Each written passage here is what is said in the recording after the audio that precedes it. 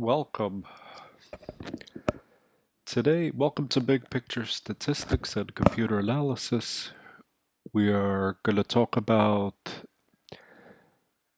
the normal distribution today, and in particular finding probabilities for problems and data that are normally distributed.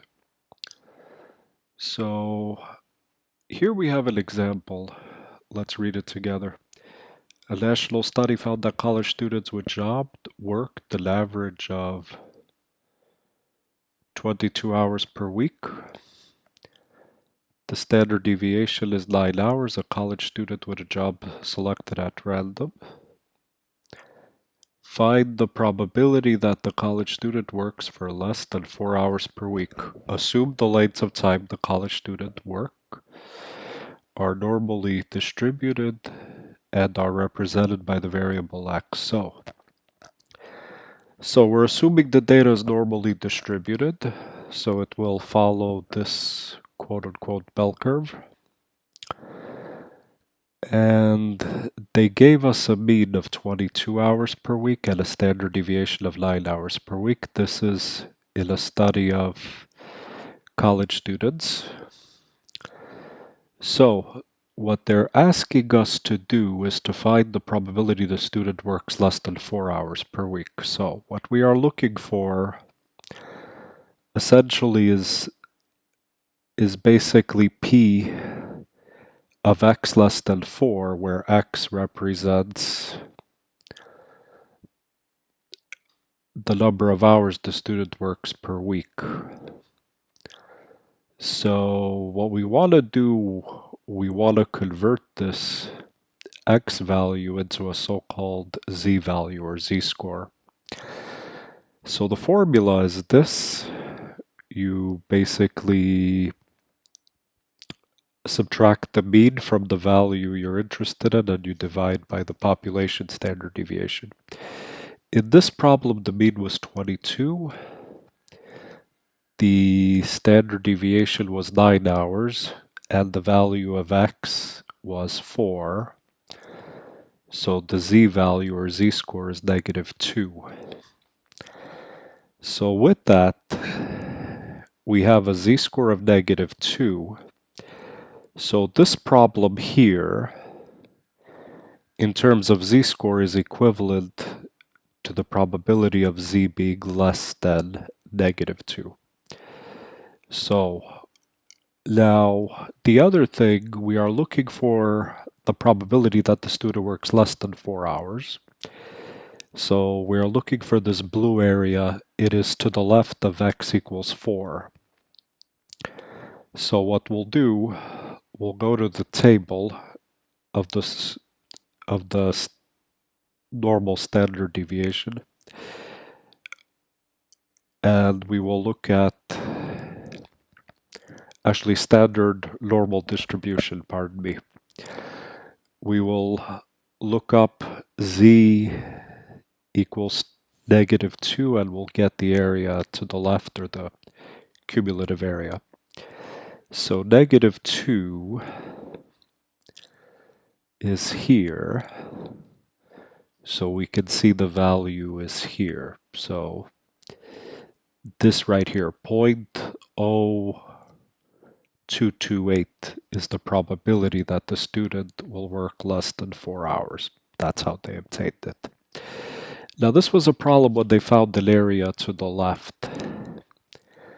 Let's look at one where they looked for an area in between two values and to the right of a certain value. So let's look at this problem.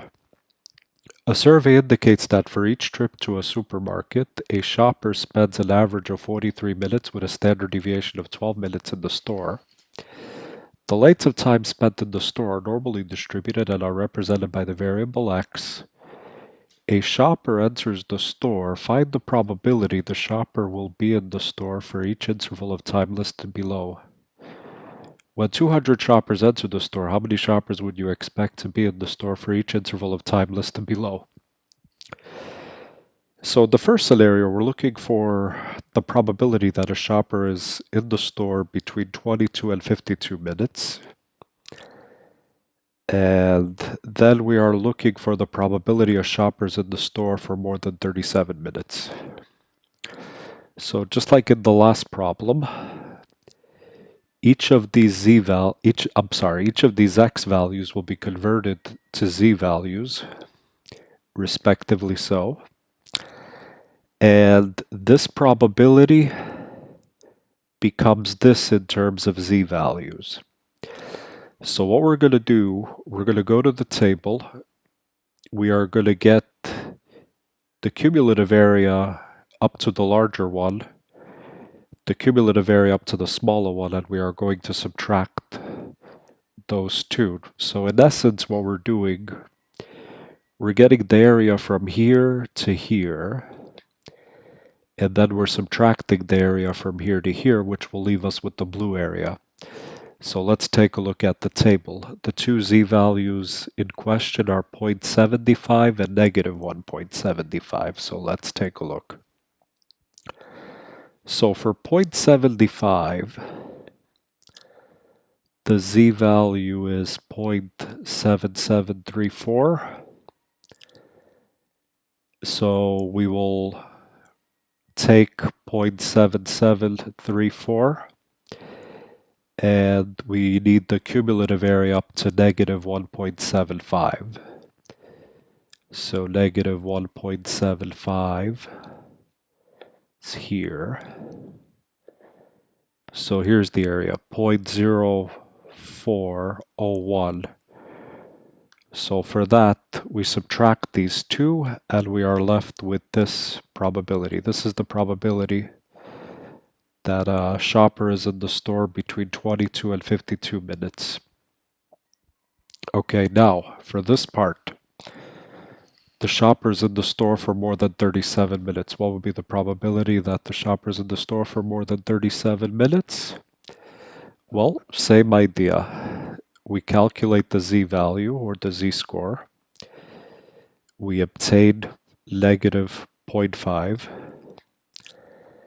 So what we do now, this is an area to the right.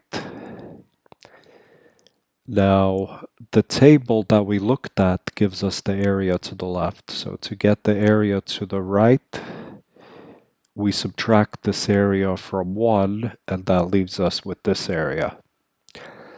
So let's take a look. What's going to happen here?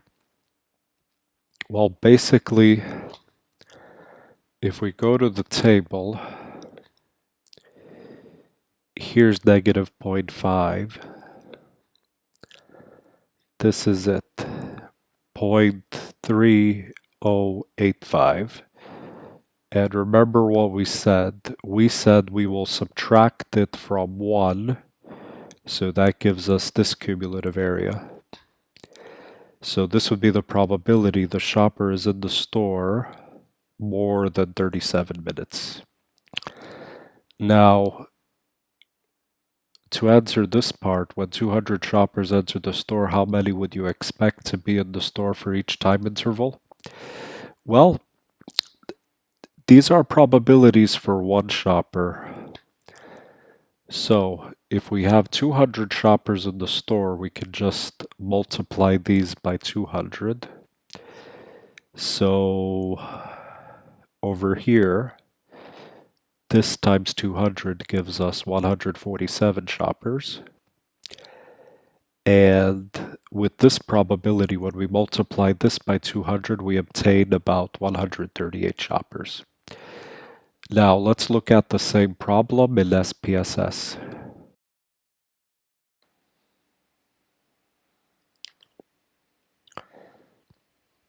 Alright, so we have a new data file here. So in the first problem,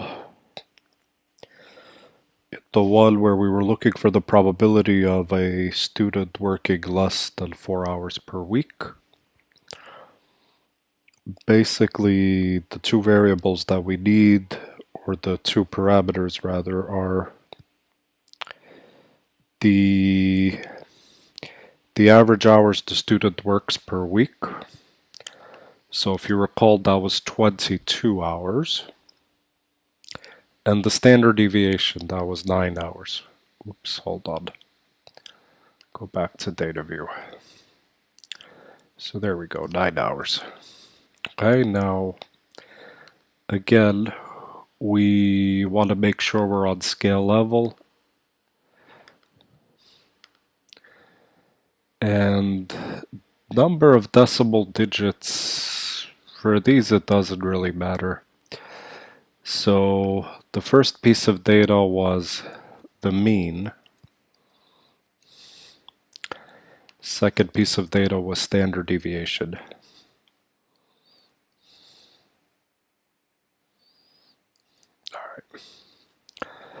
Alright, so anyway. Oh, so we have them in the table. Then if you recall for the other problem, the one with the shoppers, we had a different mean and standard deviation. We could answer it all at once. It doesn't. We don't have to do it separately, but for the sake of simplicity, let's just do one at a time.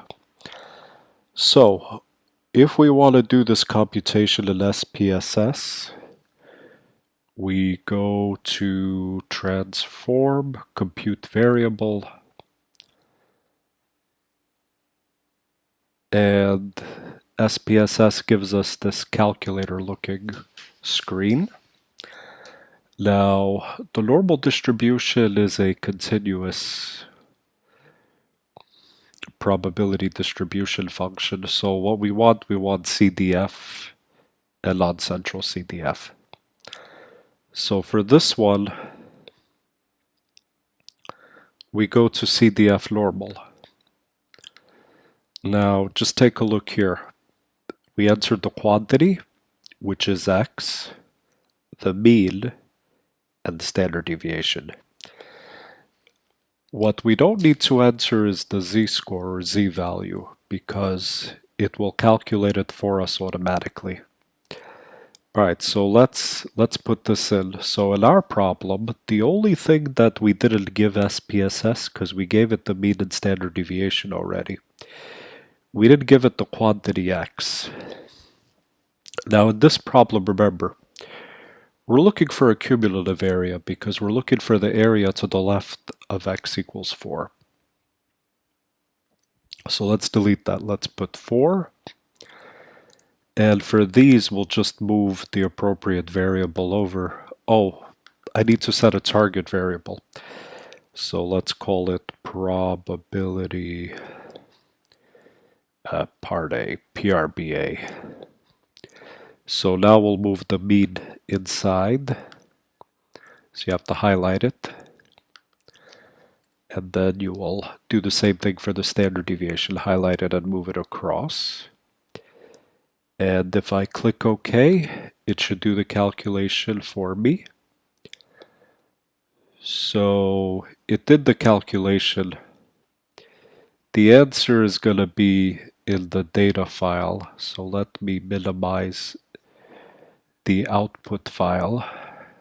Alright, it gave it to me with 2 decimal digits. Now, if I want more than 2 decimal digits, very simply, what I need to do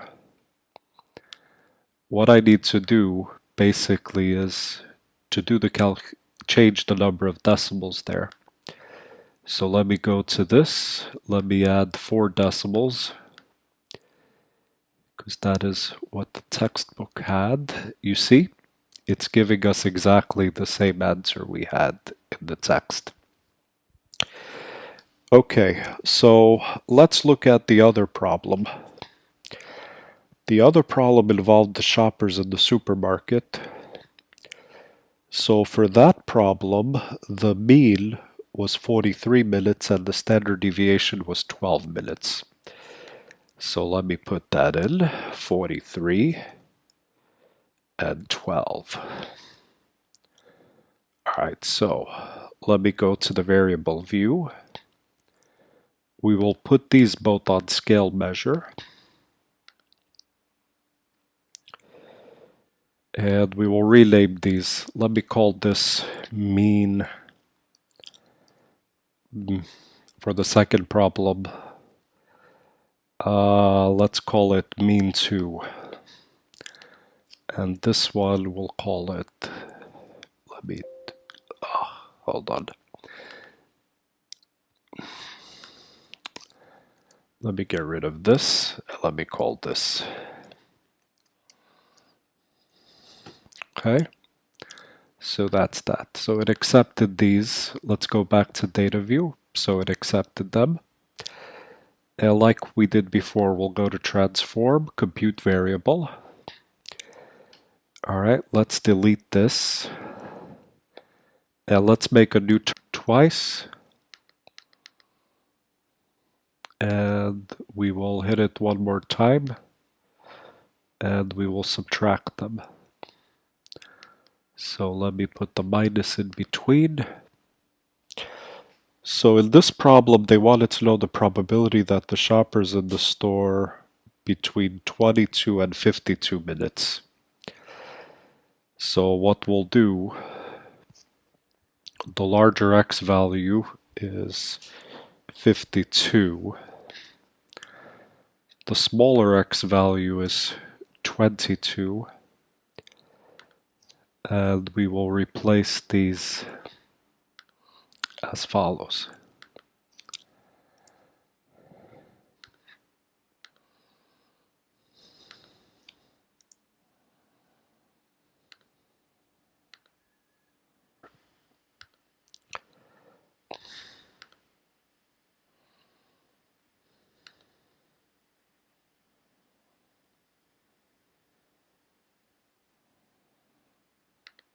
So we obtain this probability.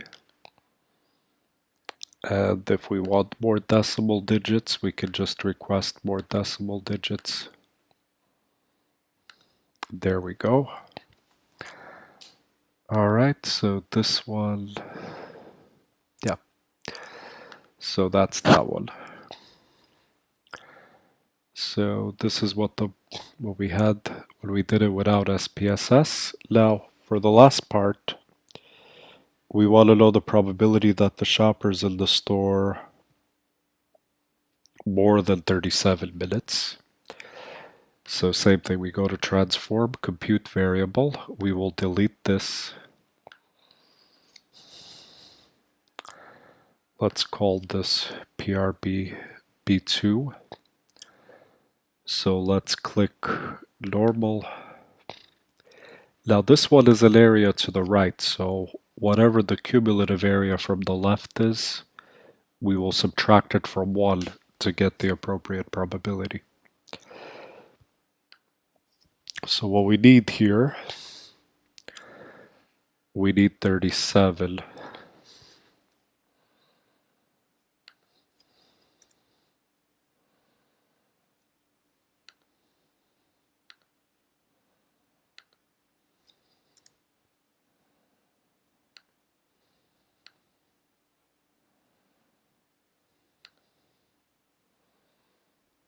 Their SPSS gave us the computation.